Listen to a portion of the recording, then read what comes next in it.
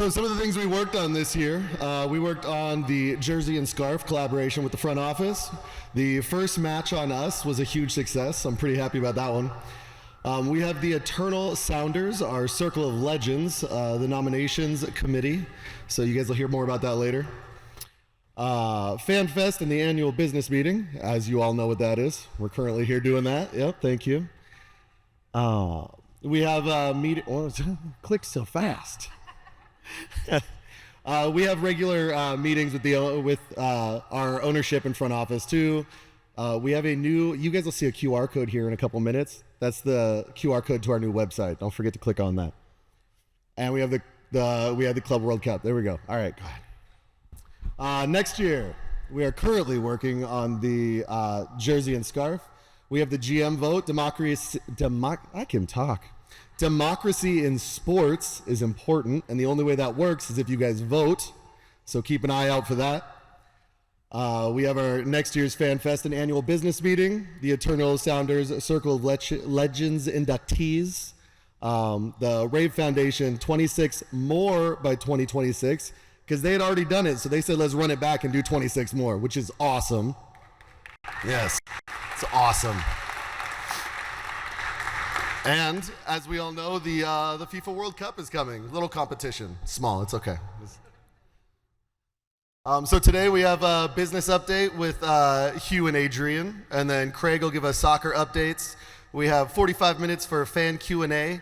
At the end of the regular fan Q&A, we're going to give about 5 to 10 minutes for our future generation. We're going to have kids questions, which is awesome. Those are always fun. And then at the very end, make sure you stick around because we may have 1 or 2 player appearances here. I know it's going to be really exciting at 4:30 to see the signing start out there. I promise it'll be worth it. Hang out in here. That's what I just said. All right, Adrian and Hugh.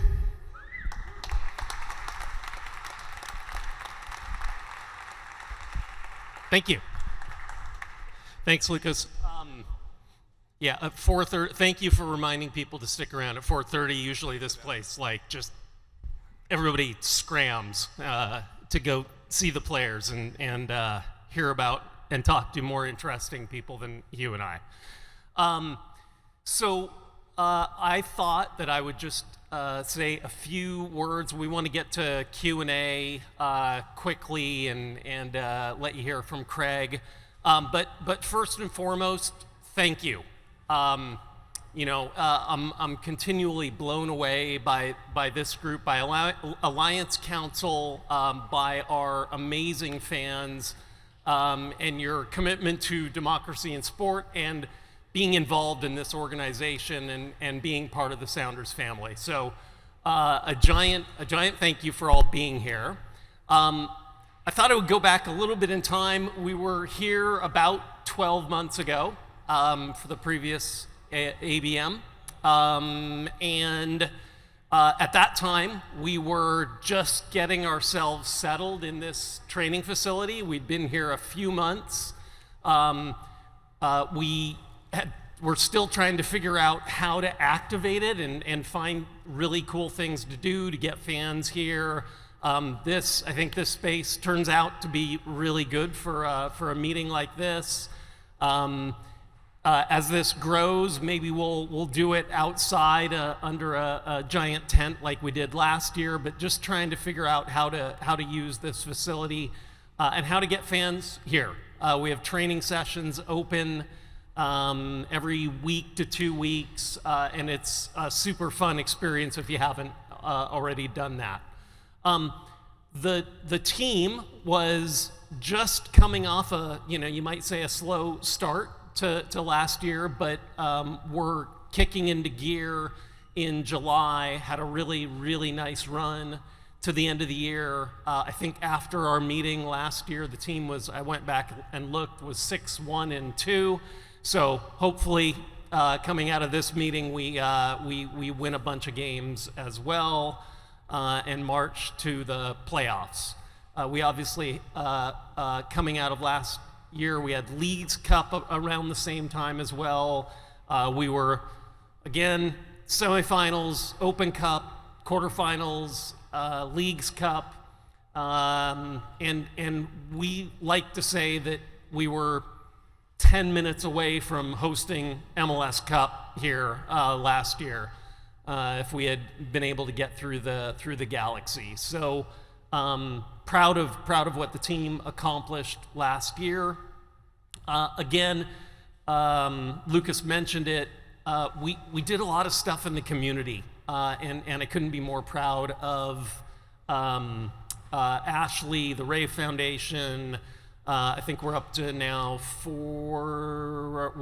by the end of the year, we'll be at 42 fields around the state. We will blow through our 52 goal, and it's providing a ton of access to soccer to kids that might not otherwise have it. So proud of that. In October, FIFA awarded the hosting of Club World Cup to Seattle. A lot of people worked really hard to make that happen. Again, originally that whole tournament was going to be on the East Coast, while Gold Cup happened on the West Coast, and we fought like hell.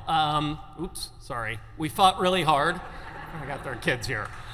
We fought really hard because we thought it could be just an amazing, special opportunity for our fans, for our players to play in front of their friends and family, to show the world what Seattle is made of in terms of hosting big events. A little bit of a dress rehearsal for 2026. In the off season, Craig will talk about it. We wanted to make a couple of changes. We brought Jesus, Paul Areola in. Great to see Jesus last night, goal and assist. Starting to, and Craig can talk about it a little bit. It takes guys a while to get integrated and to figure out how the team works and gels. So that's really exciting to see.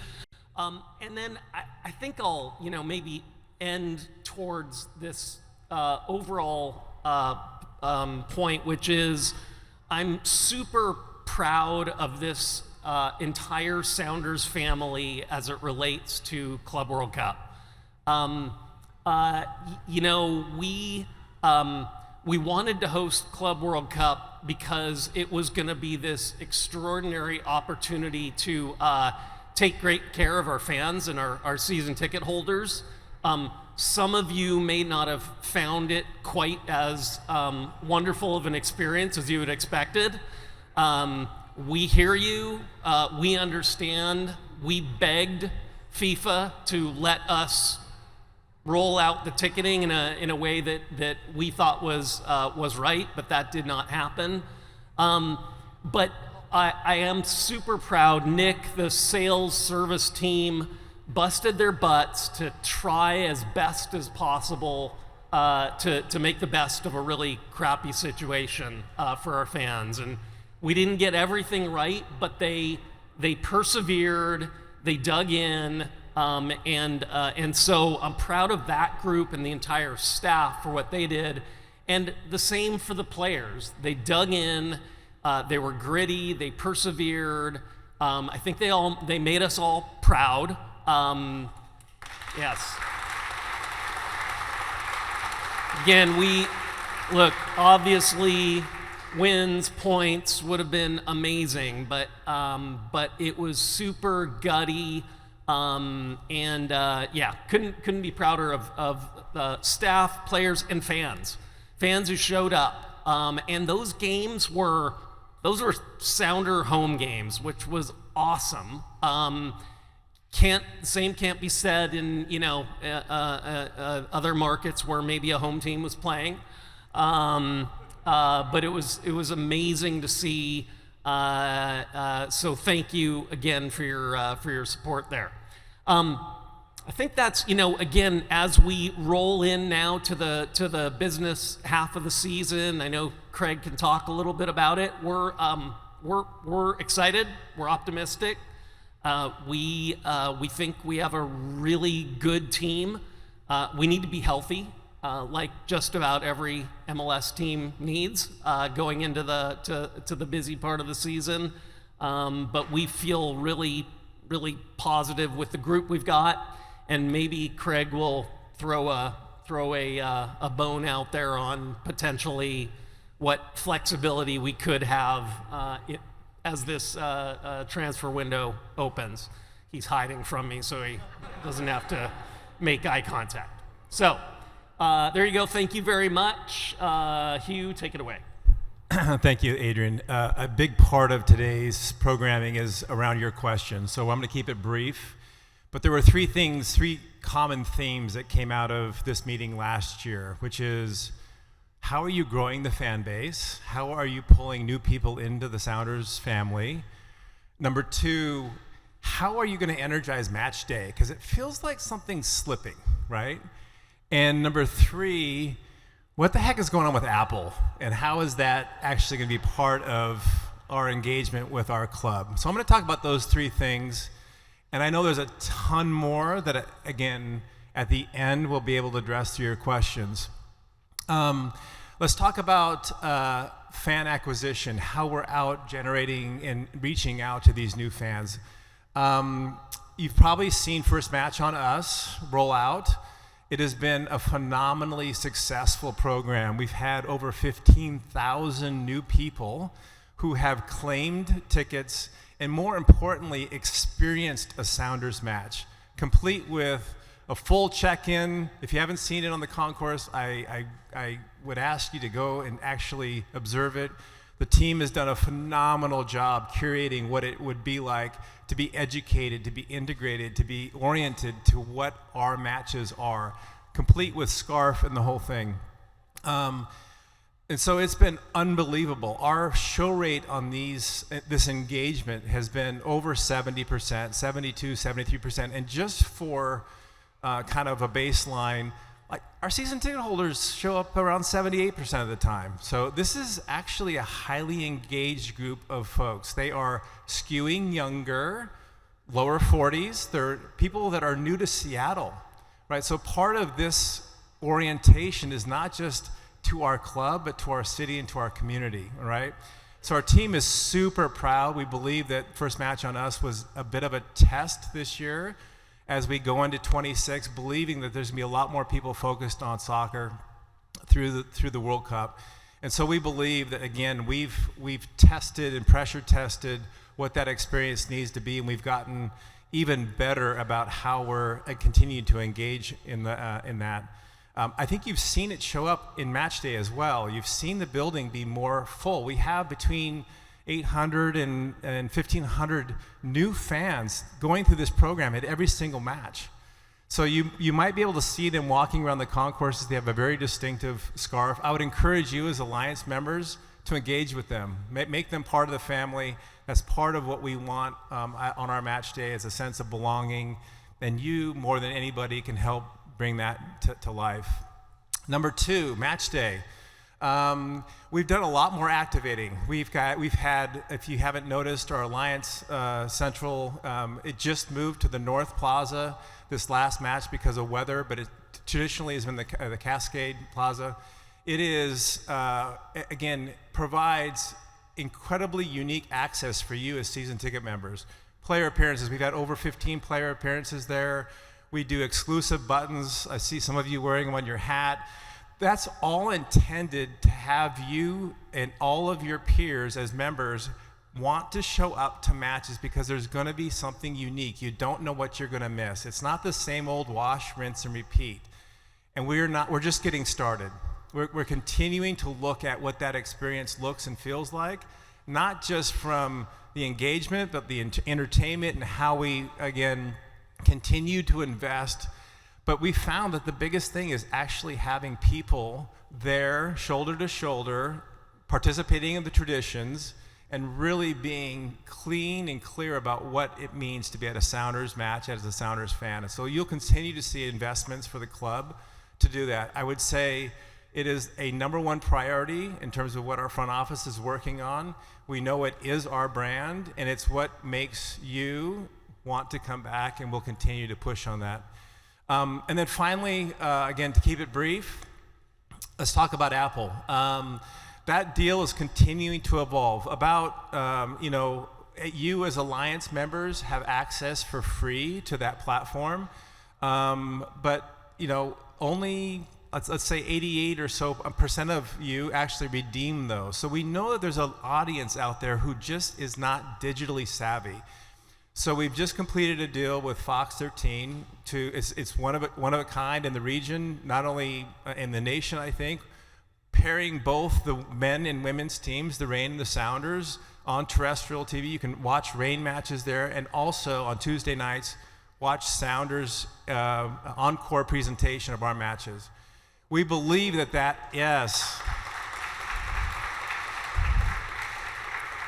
we believe that will widen the aperture. I mean, people can actually walk into bars and restaurants, and even though the game might be 24 or 48 hours old, it will still be a Sounders match that you can watch and experience and be front of mind. But I think you'll see there's an appetite for our partnership with Apple to continue to evolve. It's evolved a lot. We're in our third year, and there's been a lot of learnings, right? This is their first real sports property, and they've learned a lot from us.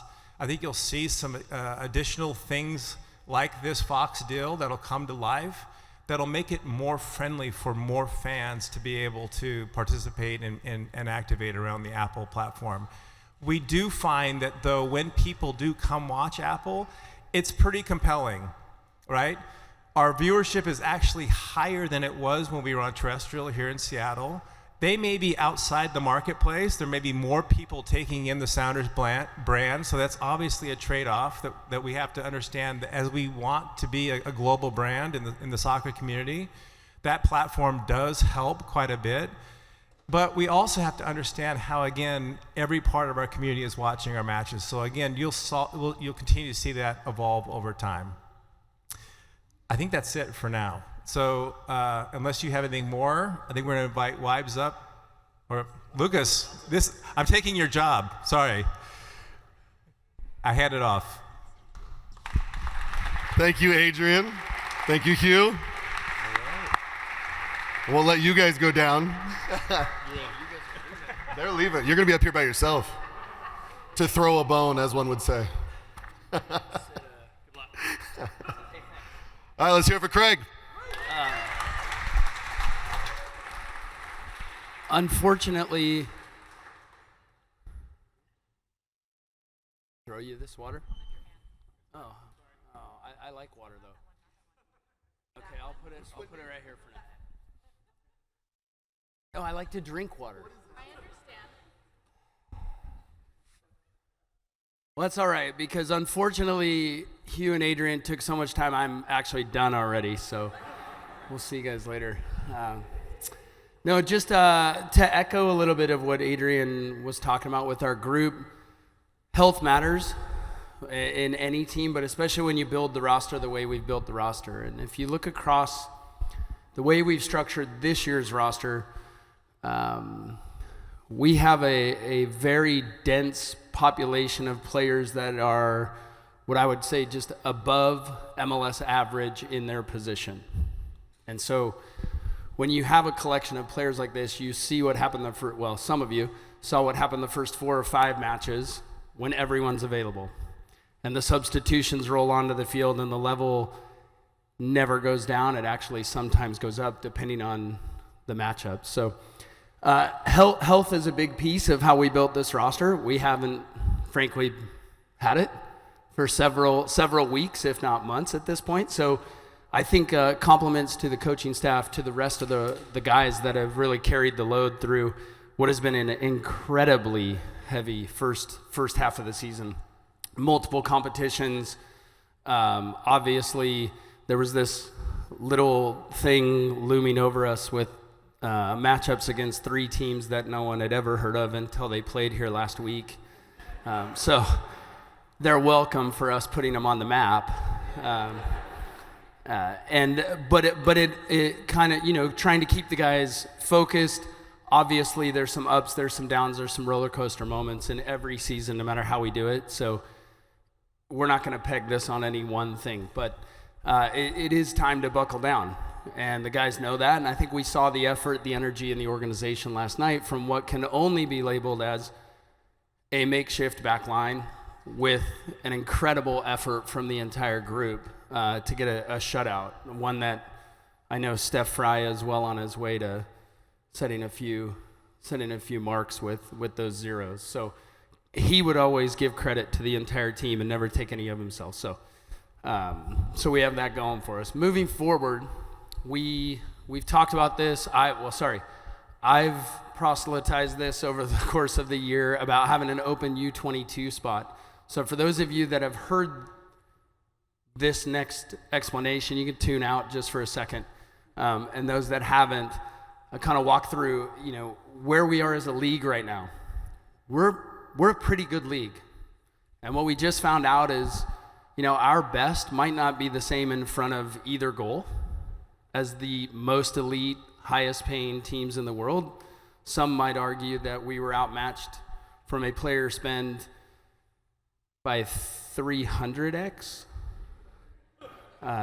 which is pretty close to accurate in one of those matches. So when you put it on the stage, though, we held our own, and certainly we're proud of the effort that we were able to put together. That said, we've come a long way as a league in the last 4, 5, 6, 7 years. So to get a player that can come in and contribute right away, which is what we all want, trust me, I probably want that more than you, believe it or not, is the challenge now. And so we're probably, as a league goes, from a league standard across the world, depending on which subjective discussion you want to get into, 9, 10, 11, maybe 12 in terms of quality of league in the world. And so when we're competing for players now, we're no longer the 18th, 19th, 20th best league in the world where we can kind of cherry pick players from a few from above us and a few from below us. Right now, we're competing for players that have the options to go to top 5 leagues. And that's a pretty awesome place to be. A really fun challenge for guys like me. But also, we have to be realistic on, we don't want to go spend money for someone that you don't get to watch play soccer. Because I don't want to answer that question 5 weeks after that player gets here. And I know you'd ask me. So we are being really picky with who we bring in. We want to make sure we bring in players that can contribute right away. Thankfully, we have one game last night that I'll say we're trending back towards the right direction. And as we trend back to health, it was nice to see Jordan come back on the field. Yeah. And in his absence, Danny Muzowski set his all-time career high scoring for a single season. So a nice issue to have moving forward for sure. And then Yamar is getting healthy, Kim Keehee getting healthy. And so I think in the next couple weeks we'll see our coaches once again get to struggle with player selection in every position, which is when I get to enjoy most days, watching them struggle instead of myself. So we'll focus in on U22. That's the spot we have. That is a very difficult player challenge to go out and get someone that can contribute, but we have several conversations going. We have 3 conversations going with players that either just played in the U21s over in Europe, and 1 conversation in South America. All 4 of the players we're talking to also have offers from top 5 leagues. And what I mean by that is 4 and 5, not 1, 2, and 3. So we're not that head in the clouds. Some of the special things we have to offer, though, just to put out is, we actually have lifestyle, and what I mean by that is not the run-of-the-mill comment, but what we have is we have fans that actually respect players' privacy, in the sense of if you see them out eating dinner, please go say hello. They're actually a really nice group of guys. But what a lot of people don't understand is you can come here and live a normal life. And none of us are happy after a loss, but none of us are treating them the same as some other places in the world after a loss. And so what that building on, like the community, the unity, the inclusion, and also the comfort of, understanding that failure is a part of this process is, it's pretty awesome. And, you can ask guys like Ryan Kent if he's ever on this stage in an hour, or I don't know, I'm just saying. I don't know who's coming out. But these are things that are really, really impactful in terms of recruiting players, and so today is a really nice opportunity for our guys to actually get to know you a little bit, put some faces. They know you guys come to the stadium, but these days are essential. We like them just as much as you do. We want to figure out a way to have more of these interactions with you, and our players do too. It's something they say to us all the time. It's something we're actively trying to figure out, and I know, thankfully, the front row is the one that you guys get to ask all those questions to, and the logistics on that side. So I don't know if I'm allowed to take questions, or is that later? I'm allowed to take questions later, it turns out. So I don't want to waste time rambling right now when I know we're having questions later. If you haven't filled them out, they're on the sheet, and I like to answer anything. So ask me tough questions, not easy ones. That's it. Oh, water. Lucas, back to you.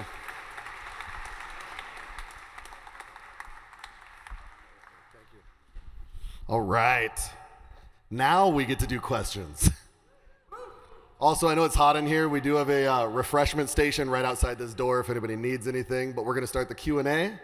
So we're going to get all three of them back up here. Yeah, you didn't have to leave. We are going to slide these over just a little bit so I have a spot to stand over there.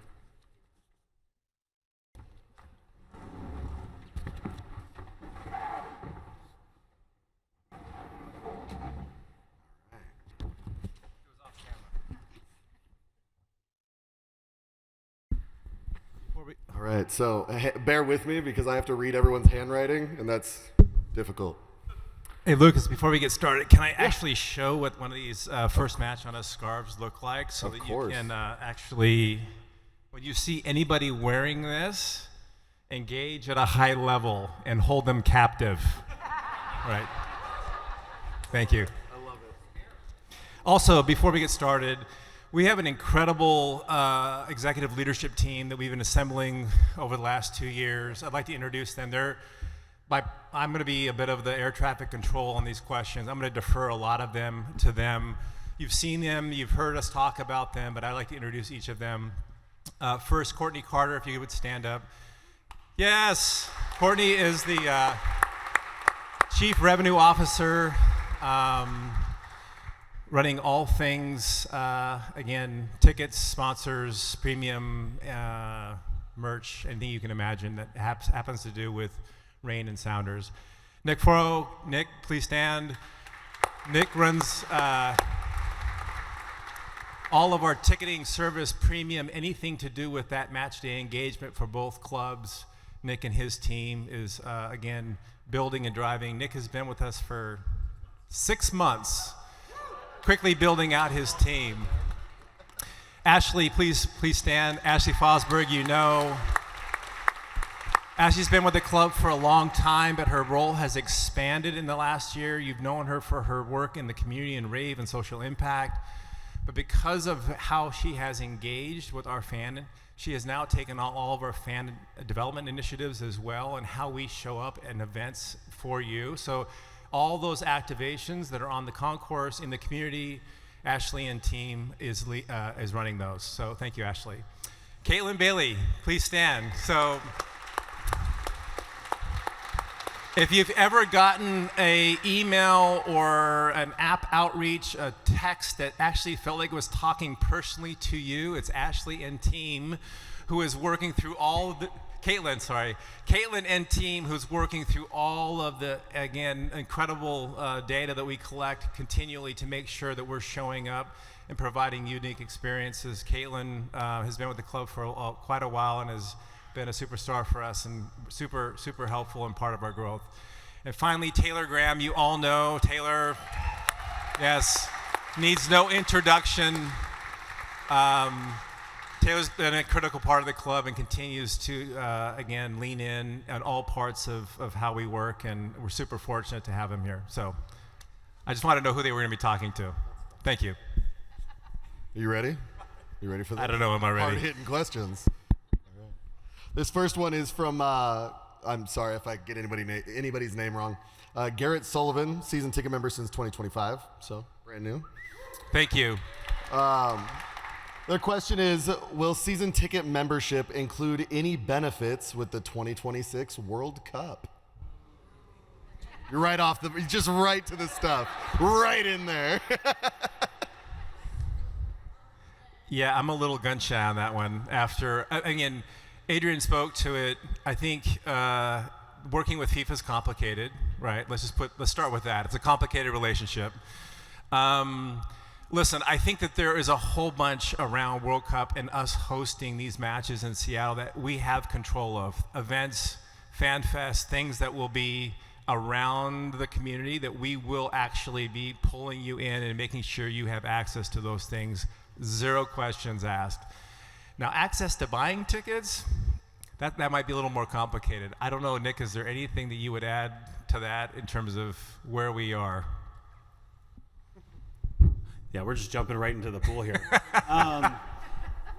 World Cup packages are actually on sale, but they are fairly pricey for next year through On Location.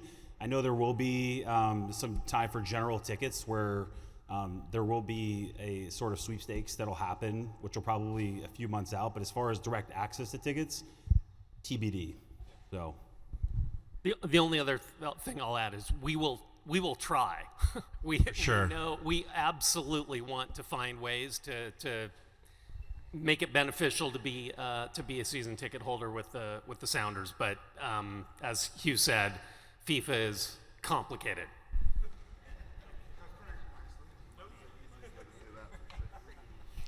All right. The next question we have is from Preston, season ticket holder since 24, so still fairly new. What adjustment to style of play can you see being made to make us more competitive in international soccer community? Hugh? Yeah, let me start.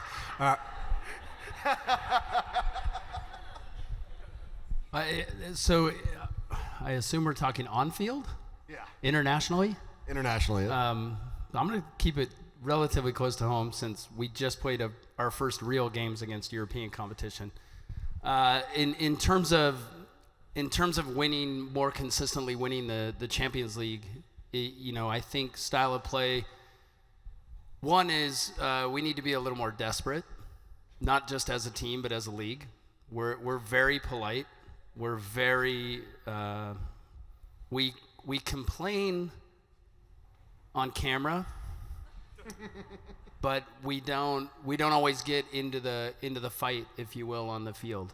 And I think one of the biggest things, one of the reasons we are the only team that's ever won the Champions League from MLS is because that year there was I'll leave the first descriptive word out, but there was a lot of vinegar in our locker room. And that helped. One of the things, we can talk about tactics, but technical ability, moments in games, from a technical aspect at this level, at this point of our season and our league and our team in particular, I'm not sure we're that outmatched. As a matter of fact, I would say it's very equal. But I think competitively speaking, there is when you go into those Champions League games, we don't match the level of desperation, the level of that final bit of just willingness to die for the cause. And I think we saw it in a bottle. I think Vancouver showed quite a bit of it this year getting to the final. But doing the job in the early rounds to host a final is essential moving forward. because winning a final on the road in another country is more difficult than winning any playoff game on the road. I'm going to add one thing, only because it comes from Steph Fry, not from me, who I don't think would mind me sharing. We were talking a few days ago, in the aftermath of the games, and one of the things, beyond what you had mentioned earlier, the life or death in the box, the execution in the box, both defensively and attacking, was the players' savviness relative to the feel for the refereeing and the flow of the game. When we had transition moments, they snuffed them out, whether it was a tactical foul or diving in, winning a tackle early. And the referee didn't give yellow cards, and they continued on their way, snuffing out counterattacks. And we maybe are just, maybe not quite as savvy, a little more naive to how the game might be called and snuffing out those moments. So. All right. I would also like to say, just as a fan, if you had told me 10 years ago that we were going to play PSG in a meaningful game and the final score was going to be 0-2, I would be stoked. Sure, I would prefer to win, but come on. Did you see the score in their next game? All right, come on. Was 10 years ago, was PSG actually... Okay, you know what I mean. I know what you know what I mean. All right, next question. Is this Keith? I think it's Keith. Maybe. All right. Season tickets since 2009. Have you considered opening the upper deck with inexpensive tickets to increase attendance? I'll start, and then Nick can pile on. We don't have an affordability problem. I'm going to start with that premise that this is not like we actually have $619.74 tickets for every match, and we rarely sell through them. Right? That's not the issue. What we're trying to protect for you as season ticket members is that in the past, the policy or the practice was to keep opening sections as demand built. But the challenge was the value of having season tickets was diminished because you could always get a ticket to our matches. And so in some sense, what we're trying to kind of pull out here is the fact that if you're a season ticket member, you have a benefit to actually have an inside track to be in, to any match as high as demand or not. Now, you've seen a lot more group sales, and you see the north section, the Hawk's Nest, that's being sold out now. It's because our group sales function is actually ramping up. You're going to see a lot more of that kind of activity, and when we get to high demand moments, we will open the upper bowl. But I want to make sure that what we want is a vibrant, fiery, active, shoulder-to-shoulder, not like, again, no offense to PSG, but there was 52,000 people in the building, and they were spread out around 70,000 seats. I just don't think that's the atmosphere that we want in terms of a competitive advantage for our players. And so, again, you'll continually see us stick to a lower bowl premise because we believe that it does two things. It gives more value to you that are already committed for a full season, and number two, it creates a better atmosphere. Sorry, I got handed a handful of these, and I'm trying to find them now. Just pick the good ones. I'm trying.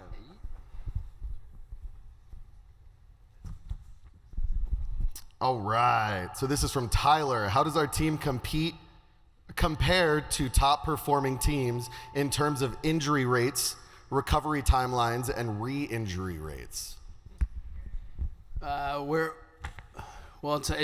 A lot of teams lie about this, if we're being honest. So it's very hard to get accurate data. But from what we have, the injuries we have are actually pretty normal. The rates of injury are not abnormal. The rates of re-injury specifically this year are a little higher, but I guess if you look at it in a bubble, if you take just one season, if you take 3-4 seasons at a time, we're pretty normal. There's nothing that stands out. I try and crack this code every year too. And I go through it with the medical staff and the performance staff and how do we do this and how do we get better. And there's a couple different ways to do it. One is to only have young players because they get hurt less. And then the other one is to only have young players. So in terms of the way to solve it, you just decrease everything, including experience and pretty much quality. But in terms of the bigger picture, what we know is older players are going to get injured more often. The demands of MLS are increasing every year as the league, as the quality overall, as the athleticism, as the physical demands get higher and higher and higher. And you're going to see it over the next 8 weeks specifically, because now we're in the really hot months of MLS. And so, especially Southern U.S., those games, to recover from the output from those games, we'll have some players that lose anywhere from 9 to 12 pounds of water weight in a match. Yeah. And so just that piece of the recovery puts your body at a pretty high risk. And so the loading, the training, it all is a very, very fun balance to try and ride. But we're not that abnormal, to be honest. I think 2 years ago, if you would have asked, I could have bragged and said we were, way below everyone else. But it balances out over time. Perfect. This one's from Kirk, season ticket holder since 21. What information can you share about where home games will be played during the FIFA facelift? Taylor. Yeah, hand that one off, you. Somebody has the answer. Please come on up. So just for those of you that maybe the complexity, so there's going to be basically a month and a half that the Lumen Field is just decommissioned. And so that creates, obviously, not only challenges in terms of where we're playing, but also how frequent our matches are when we are playing. Because we're trying to, again, squeeze a 10-pound, anyway. So Taylor, you want to take this? Taylor's, one of his biggest projects is actually solving this answer for both teams. So. Hello. There you go. Hey guys, this is my 17th annual business meeting, and I think there's a scheduling question every single year. The first 5, about 40% of the questions were about we should play on grass. I think last night was the first MLS match we actually played on grass. So 17 years from now, we will solve the scheduling problem. So the schedule's complicated. Next year in particular is going to create some challenges. We expect grass to get laid at Lumen, and there's going to be a period in which soccer cannot be played. And then from June 15th back, we expect there to be a blackout window where soccer can't be played. And so we're still trying to figure out exactly what windows soccer can be played at Lumen before the World Cup and after the World Cup. And so more to come, news at 11. But what I will say is we are constantly trying to improve the schedule based on your feedback. And so this year in particular, you probably see a lot less 7:30 matches, which is based on your feedback. So in May, we played on Wednesday. I think it was San Diego. We played a Wednesday at 5:30. Why do we play Wednesday at 5:30? Because the Mariners were that day, and we know the fan experience is really tough when you're kicking off at 7:30 and their first pitch is at 6:40. We tried something new. We knew that was great for people that were close to the stadium. We knew that was challenging for people that were coming from the other places. There is no perfect schedule, but we are committed to trying to figure it out. So we have more balanced matches this year in the 12, 1, 2 o'clock. There's a handful of matches in this 4 to 6 range, which is great for families. And then we still have a handful of 7:30 matches. And so if you figure out what the best schedule is, please let us know. But we are committed to trying to figure it out. But thank you in advance for your patience in 26, because the opportunity of hosting the World Cup will come with a little bit of growing pains. The growing pains is going to come on the scheduling front. I'll just add to what Taylor said, which is that for a couple of years, Apple was very focused on those 7:30 start times on Saturday nights and Wednesdays, and they have been willing and flexible to allow some creativity, and you've seen the Sunday night soccer, which actually probably just kicked off. So yeah, more options for us. Perfect. Thank you. All right, next question is from Andy, season ticket member since 2018.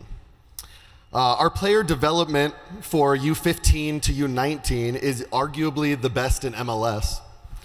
But many of these players' trajectories seem to have stalled between U19 and U23. Do you agree? And if so, what can we and what should we be doing to better this? I'll take the easiest part. The word many means I can say anything. Yeah, it's true. So no, I don't agree. Okay, let's move on. So what the biggest challenge we have is the final jump. The biggest challenge we have is, and some of you have heard this, we build the roster, the coaches coach the roster. I don't march in and tell them who to play. I don't go in at halftime. Adrian doesn't go in at halftime. We don't do that. So we also need to acknowledge that the coach's job is to win Saturday, Wednesday, depending on how many times we play 8 games in a month like we did at the beginning of the season. But so when you give them the freedom to choose their lineup, they've got a job to do, which is win. On top of that, we're asking them to continue the development of these players, continue the growth of these players. So sometimes that comes down to how we build the roster. Maybe we eliminate options, and so the next choice is obvious. And sometimes it just comes down to, is the player continuing to grow, to mature, and are they ready to play? Because at the same time we have a lot of talent coming up, there are a lot of talented players, experienced players in our group as well. And so there's a really, really intriguing balance of how do you continue the growth. We do need, as a league, as a country, we need MLS Next Pro to continue to improve, because part of that development is that league, and it's new. We're less than 5 years in, and we're growing that, and the quality of that has to get better in order for the players to keep on those trajectories. But we actually, I don't disagree that we are one of the better organizations in terms of developing, and it comes down to having the courage, which I think our staff does have the courage to play young guys. Last night you saw Reed Baker-Whiting on the field again. Kalani, for those of you that know who Kalani is, and those of you that want to lie and say you watched all of his games last year too when he was with Defiance, that's okay. We're not going to hold it against you. But in a short amount of time, we've had guys like Kalani, Osaze Di Rosario. Today, for those that didn't know, Defiance played Snyder Burnell with another goal.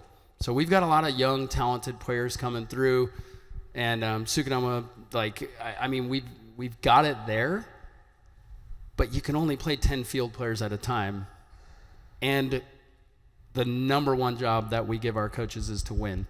So we're aware of that balance. So don't worry. Who asked that question? I put it down already. Hold on. Don't worry. We, and especially me, puts a lot of thoughts and pressure and direct comments into our coaching staff about playing young guys in the right moments. We should do one of these for youth development, which would be amazing and fun. But yeah. It is these guys on the soccer side know how frustrating I can be, because I like to pick at everything and figure out how it can be better. But never, boss. We have this massive challenge in this country that the talent is spread out too thin across this gigantic country. And, it is, to me, just a travesty that our under 15, under 16-year-old kids get on airplanes to get to a decent game. Like, they have to travel across the country to get 1 or 2 good soccer games, and that just doesn't happen in the rest of the world. The rest of the world, kids are, driving, busing. That means there's more training days. It's less stress on their bodies. One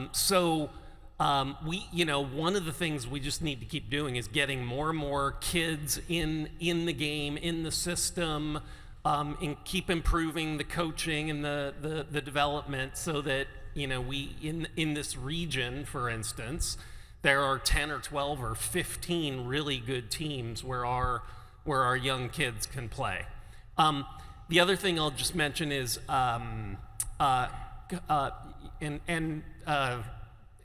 committee was just formed that I am part of, that's being led by U.S. Soccer. They're calling it, I think, their Next Gen College Committee. College, on the women's side, still is where every top American has developed. On the men's side, that started disappearing 10 or 15 years ago. Now the best young boys are signing professional contracts with us. They're losing college eligibility. And so the question is, could the game, now that there is effectively no amateur sports anymore, could the college system be evolved to a point where you're playing a year-long season? Maybe there's a second chance for players who come through the professional system, but then at 21 or 22, they do stall out. Can they go back to college and play soccer and maybe be a late bloomer? So we do an unbelievable job here, and I give these guys a ton of credit. But some of the challenge for this country is just structural, and it's going to take a lot of time and energy and money and evolution to be developing players, as many high quality players as some of our competitors at the highest level of international soccer. Yes. All right. All right, this one is for Hugh specifically. It's underlined like 15 times. Is there another Hugh here? No. Dang. This is from Brooklyn James. What is your favorite thing? Brooklyn, thank you. What is your favorite thing about working for the Sounders? Wow, great question. No, I again, exactly. So if you don't know, this is a very, very personal choice for me to be here. I am deeply committed to, again, this community, grew up here. But Adrian and I and our relationship, it's definitely, again, the source of why I'm here. But the joy of, candidly, what we're building, the team that we're putting together, my belief in what we're actually going to be able to achieve, like, that's the kind of stuff that, like, energizes me every day. But, like, being able to do it with people you love in a community you love is once in a lifetime. Thanks, Brooklyn. Appreciate it. Good answer. Nice softball. Figured I'd help a little bit, you know. I am going to butcher this name. Is it Misha? Misha Andreas? So season ticket holder since 2017. Is there a discount or going to be a discount for anyone that has season tickets to both the Sounders and Reign? That's a good question. I'm looking at you and I'm looking at Maya. So I don't know that we've even contemplated that, but now you will? Well, listen, here, let me give you a 30-second kind of like how we think about these two clubs. These are two incredibly important clubs for this community, and we see them as equal and apart, and we don't assume that because you love one, you love the other. And so what we have been trying to do is grow the base. And there's about, let's call it 10 to 13% crossover, but grow the base of the other 75% of the people who are not Sounders fans who would become Reign fans. That's been the primary focus for the first year. I do think there is a place for, I mean, we can talk about it, to grow that 13%, but I think honestly we've been a little bit gun shy just to assume that if you're a Sounders fan, you'll be a Reign fan. And just putting a program together that said, hey, we would love to have you do this too. I think we've been a little bit slow on, but I think that there is a place for us, for those that are already part of this family, to definitely, we want to introduce you to the Reign. We want you to come to matches. We definitely want you to experience that brand in a different way. And that's why we'll be rolling out First Match on Us for the Reign as well this year. Let's go. Yes. And so, again, there's a line we're walking there, but good idea. Just a plug for the Reign, three Reign players starting for the U.S. national team today in their 4-0 win against Ireland. Lynn Biondolo, Jordan Bugg at 18 years old, and Sam Meza. So it's awesome. All right, Frank, season ticket holder since 2023, would like to know what happened to the fireworks during goal scoring and the end of the game, and what? I didn't even think about that, but I'm curious about that too. Yeah, I think there's definitely an Taylor and I will take this together because I'm sure I'm gonna, maybe not get the facts right. But I think that there is over time when the fans have generally said, the matches just feel a little stale, right? There's been some testing and some things that we've been trying that might be a little bit different in terms of understanding when you show up for a Sounders match, does it feel like? Is it the same fireworks you'd get at a Mariners game, or is it something different, right? And so there's been some testing in and around these other kind of activations about fireworks specifically, but I think you're going to continue to see fine-tuning through the entire match, traditions, different things, and in terms of what might, again, provoke everybody to come together to create a new tradition, because that's part of the lifeblood of what we have to do, is not just continue to rely on the things that have been here for 10, 15 years, but actually create the new ones. Taylor, do you want to build on that, or is there anything else? I'll build. The filter that we use with all match day considerations is, does it create an authentic experience rooted in soccer and connection? Those are the two questions that we ask, and there's a way to put fireworks and some of those traditional sports game presentation experience into that, and there's a reason not to.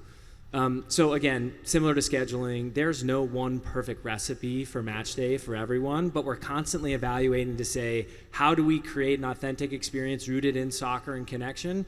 And where do we want to try some new things and stay true to the traditions that have made this club so strong? The other thing I will say about the fireworks is it's really, really problematic for the surrounding communities.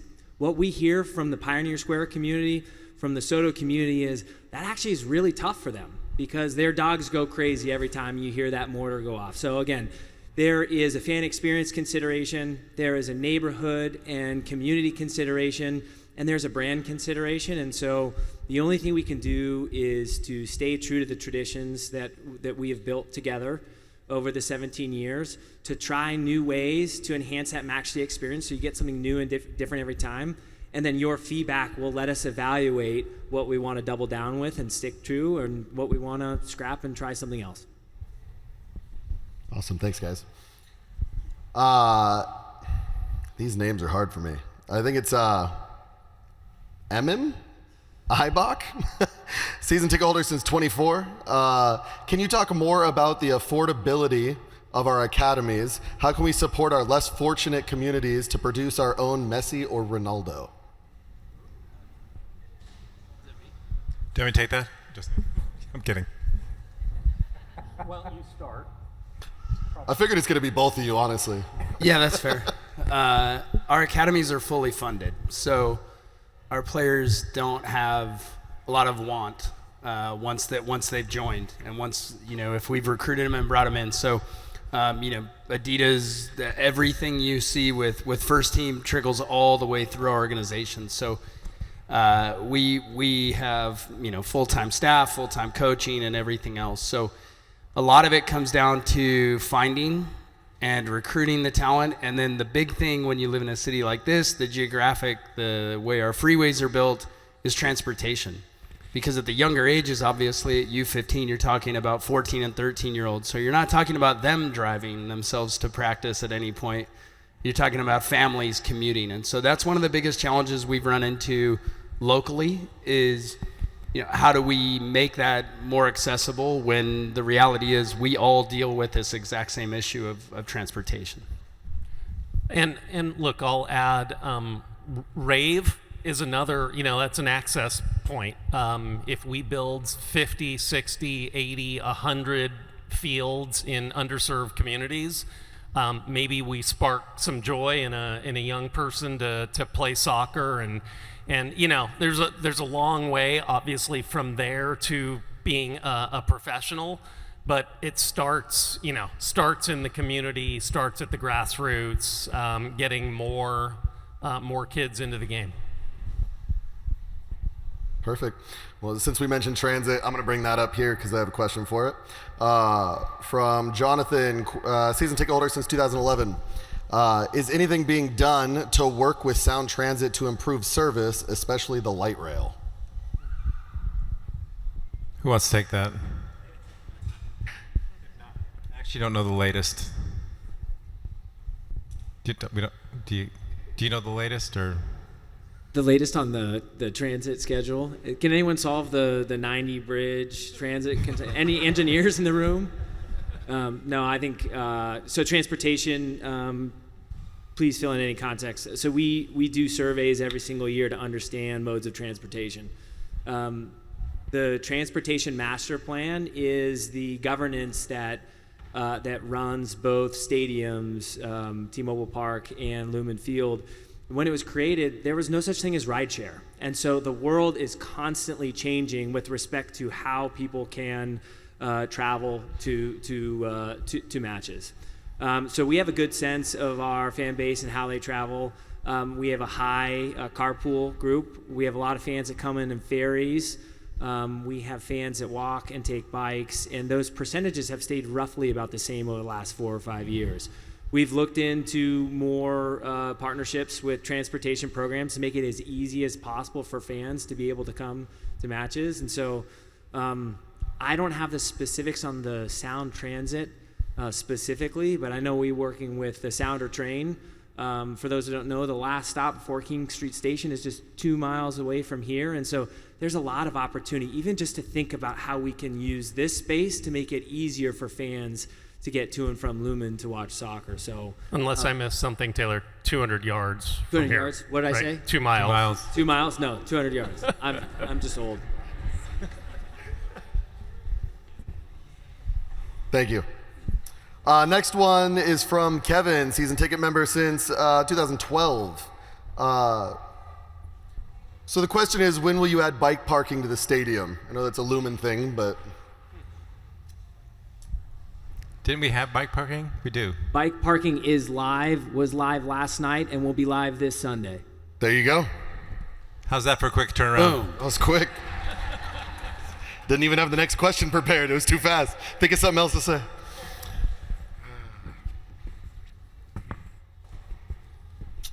Lori Schreiker, 2008 season ticket member. Who makes the choice to review? This is a VAR question. Who makes the choice to review, and why can't coaches request a VAR like in football? American football. Well, if coaches had that, Or general managers. yeah. It would be a 4-hour experience if that were the case. Because I don't know if you guys have watched the sidelines, but there are some really high maintenance coaches in our league. So there is a separate set of officials that actually is in charge of calling for a video assistant review. And so they're watching the games. They're all stationed in the same place. They actually are wired into the headsets, and they're communicating with the center official at all times. So if the center official misses something, it goes to the VAR official, who is only supposed to request a review if it, in their opinion, is 100% clear and obvious. So that is the phrase you have to remember when we are upset in our stadium. 100% clear and obvious error. And so when you see the game stop and an official go over to the screen, that's because another experienced official has told them, in their opinion, not that they made a mistake, but that they disagree with the decision, 100%. So we're always managing ego, but we get there. So that's how that process works. But then in our league, the center official still has the final say. So they can double down on their own call if they wish. But Adrian is going to add something else. There are tests going on in the world. Maya may be able to help me. It was either at the U20s on the women's side, U20 World Cup. There was, I can't remember if it was a red flag or but the coaches could request a review. And that is something that FIFA is testing, and they'll continue to. I actually believe that someday the coaches will have one opportunity to request a review. They will get used every game. I promise. All right. The next one is from Lori, season ticket member since 2009. What is the plan for our DPs to get more playing time? Play better. I mean, look, it's we bring players in, high-level players, but there's a lot that goes into this. It's the 6 days you guys don't see that add up to the 2 hours on Saturday. The tough decisions that the coaches have to make are based on training habits, performance, injury, recovery, return to play. All of these things come in. But at the end of the day, when you are selected, you have to contribute to your expected level, or you're opening the door for other decisions to be made. So it's challenging for all of us. We don't get every player correct. We don't get every player right. We're all human. Players have off weeks. They have off months. But it's on the player to perform to a level where they don't give the coaches the choice. And that happens Monday through Friday when you guys aren't seeing it. And Saturday is more or less a reflection of the coach's interpretation and the coaching staff's interpretation of what they're seeing throughout the week. Sometimes it's due to matchups, not as frequently as we might think. But at the end of the day, guys, there's not a lot of mystery. And if you walk in the locker room, they'll tell you the same thing. No one gets confused to the point where they say, I think I'm the best player on this team, but I'm just not playing.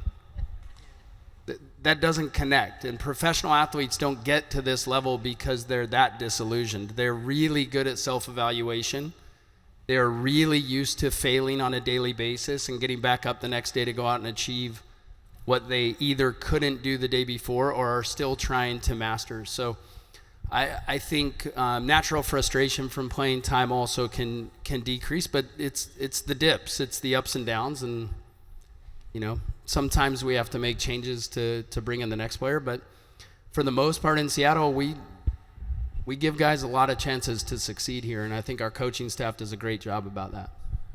I was just going to add one thing. I agree with everything you said, and the coaching staff, Sounders, and Rain with Laura. I mean, the one thing that I think is super cool is they're kind of a reflection of our community. Like, we're a hardworking, gritty, grinded out, mentality-driven community, and both Laura and Brian sort of coach and expect that, and so I know there are lots of coaches say that you have to defend to get on the field, and for sure in our organization on the Sounders and Rain side, it is 100% true. You have to work hard for your fans if you are going to get on the field. And sorry, now I'm going to piggyback. Is the last thing I would say is that what we communicate to our staff is once a player signed I don't care what they make. I don't care what their tag is. I don't care what their title is. Titles are something we made up in MLS. They are a team member. They are either good enough to start or they are not. That's the coach's decision to make. And so when we get it right, it looks pretty obvious. But we don't go in, I never go in and say, this player is a TAM player. These are titles we made. This is a DP player. They're Sounders. And the coach's job is to select the best ones on the week. All right, so this is the last of these questions. I'm going to do one more, and then we're going to go to the kids' questions. This is an online question, so there's no name attached. but it was asked multiple times. Does Sounders management or ownership have a plan to help pay the Sounders their deserved bonuses in case MLS continues to withhold the players' full bonuses? Shocker! It You came knew it was from coming. Shocker! It came from someone online who doesn't you want to knew it was give their coming name out. out. You knew it was Least going to come out. surprising anonymous question in Yeah. history. What a surprise. Look, I assumed that some version of that would come up. I also thought in my mind what I was comfortable saying and what I could, say without getting in trouble from league and whoever else. Again, I am gonna go into a little bit of history. The players have a every year, 2, 3, 4, 5, they have a negotiation on their behalf with their union leadership, with the league, which is representation of the owners. And those are the only two entities that can negotiate, talk about salaries, compensation. So just one super clear thing. If I wanted to back up a truck of money and put it in the locker room, I can't do that. We're not allowed as individual teams or owners or management to make those decisions. All of that has to go through the union to the union negotiation on the league side. There is in the current CBA contract, which by the way is 500 pages and has 100 different things that are part of their contracts. There's salary cap, and there's how they get paid, and there's raises, and there's how they travel and the hotels they stay in and per diem, and there's how much the salary cap goes up each year, and there's bonuses, and there's extra games that are part of the that get negotiated. So there are 50 of these things being traded off of each other during the negotiation, and again, it's been out there publicly that this one clause said that the players get $1 million of this money. There was a negotiation. It had been ongoing. It's done. It's done and dusted. I don't think it's out there what the ultimate decision was between the union and the league. Maybe it'll leak. Maybe it won't. Maybe the players will talk about it. Maybe they won't. But I'm not going to. And then the only other, look, I think it's one thing I've learned through this process. If there's anyone that can become the pariah more than a millionaire athlete, it's a millionaire owner. And so, but the one, again, as part of this process, we as a league went around and looked at what other teams were being compensated for this tournament. And at least to my knowledge, there's not one team in the Club World Cup that got any money as part of the participation fee. They only got money for performance. And so again, as the union and the league negotiated, I know that was a data point that was part of it. So anyway, look, not a proud period of time, and I I pride myself on the relationship that I have with the players, and have done so for 24 years now. But yeah, it is it's been done and dusted. It's behind us. I suspect that they aren't happy. I suspect a bunch of owners aren't happy, and probably that means that it ended up in some fair range. So I appreciate you answering my anonymous question.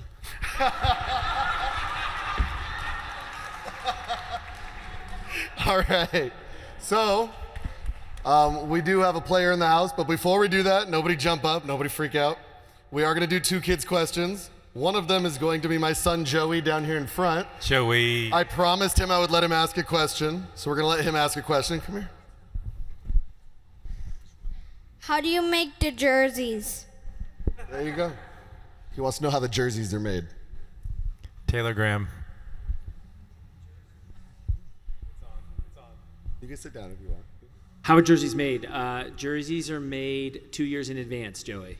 So we are neck deep in finalizing the community kit for 2027, the one that is going to replace the Sailor Sea kit. See a handful over there.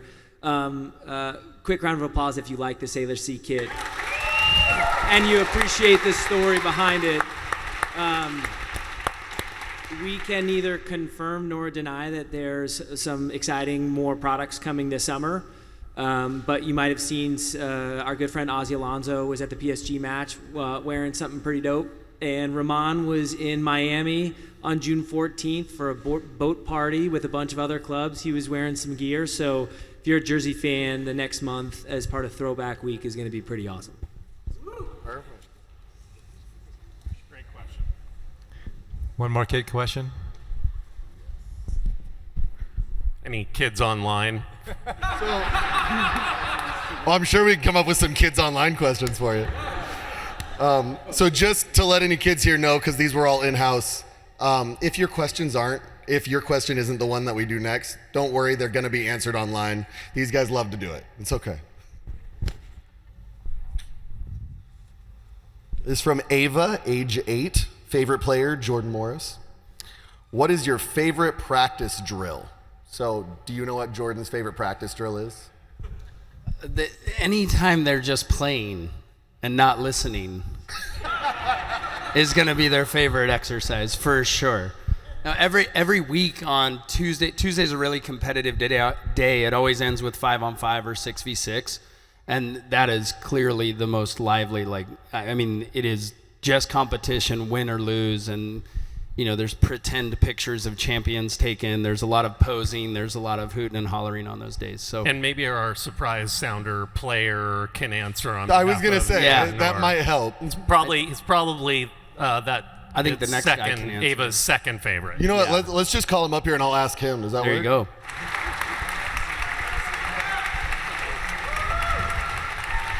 Thank you.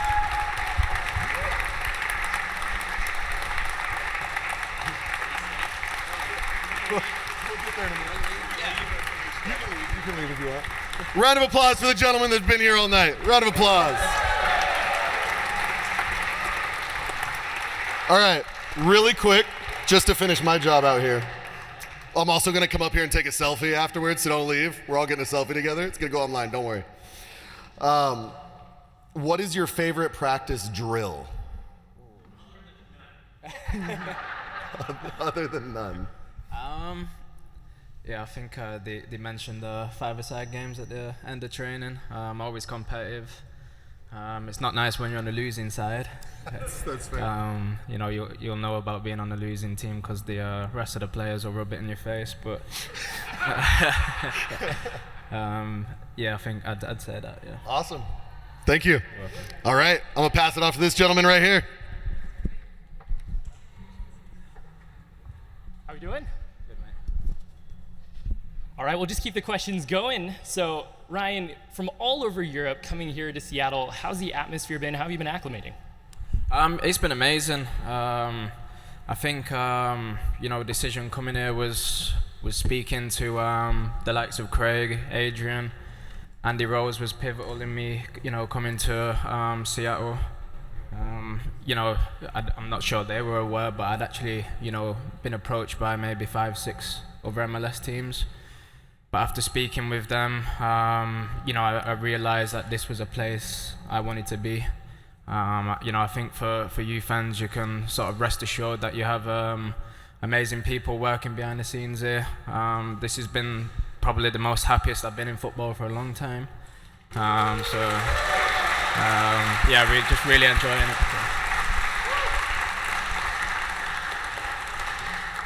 Well, we're stoked that you chose Seattle as your home. Speaking of the fans, you've got a lot of fans here in the building. You've had them here in the stadium over the past games that you've had here in Seattle. Speak to the fan base. How's it been? How's the atmosphere in the stadium on game day? Once again, amazing. If I could say, I think a few weeks ago, we'd gone two sort of difficult results. Where we were down at halftime, but even towards the end of the game, the fans kept the energy up.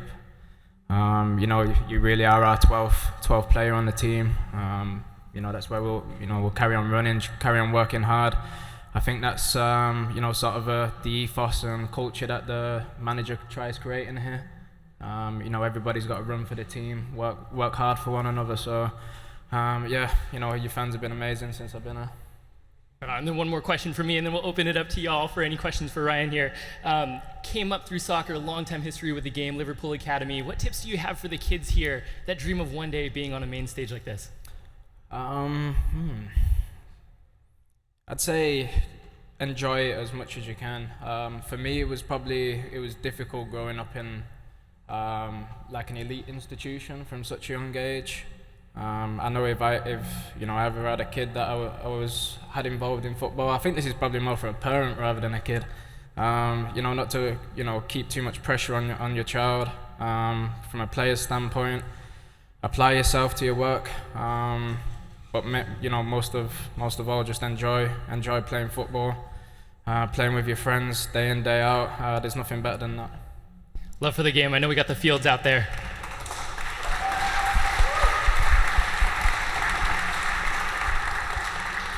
Just getting back, get those touches on the ball. Maybe we'll see you out on the field a little bit, perhaps.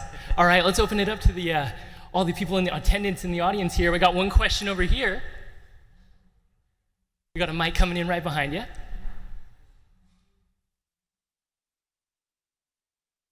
Hey guys. Hey Ryan, it's been awesome having you on the club this year. And question, on a scale of 1 to 10, what is the likelihood that you will be back next season?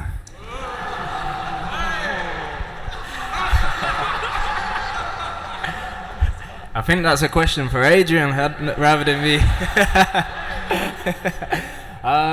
We'll see. I think as a footballer, as long as you're, enjoying playing in the environment that you're in, which I am doing right now, all cards are on the table. It's definitely an option. We'll just see, continue to see how the season progresses for the club and for myself. So. To answer the question, I'd like to, yes. All right, we got one right here in the second row.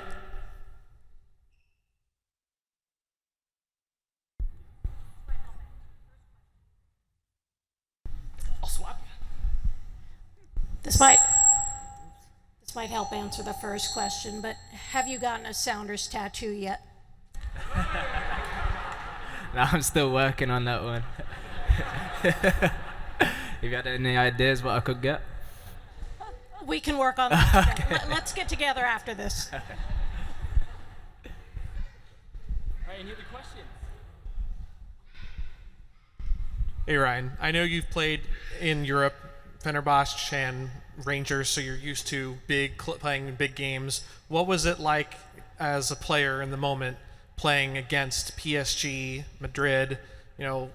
Does it add more pressure as a player when you're facing these players of higher caliber, or you're so used to it at this point that it's just kind of any other game? I think for myself, each player is different. The way they approach games and what they feel going into games. I think for myself, I grew up in probably one of the biggest football teams in the world at Liverpool. Being a lad who made his debut at a young age for the club, to then go on to Rangers, where they've got one of the biggest rivalries in football. If you lose that game, you can't show yourself around the city for quite a while. And then going into Fenerbahce and Galatasaray, again, a huge rivalry. For myself, I think playing against the highest level of opposition I can, that's a game I look forward to rather than feel any sort of nerves. You want to see how you hold up against the best players in the world. And I think certainly the other week, the club didn't do itself a disservice against them teams. You know, it's always going to be difficult, but you know, certainly competed, and I think that will stand us in good stead for the remainder of the season. Like, if you can put them performances in against some of the best teams in the world, then you know there shouldn't really be any excuses to play against the teams in this league. So, Thanks.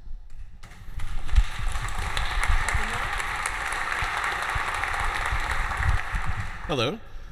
So this is Q&A, and I'm going to turn on its head a little bit. Since you asked the Q, I'll give an A here. And I think, since I don't have a question, the answer to your question would be, what tattoo? I think 2025 MLS champs might be a pretty good one. I like that.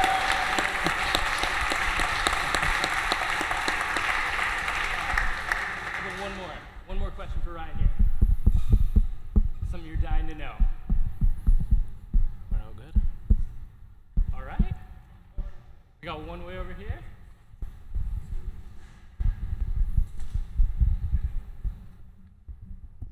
Since you're new to the teams, what's your thought on spicy chicken teriyaki? I actually quite like it.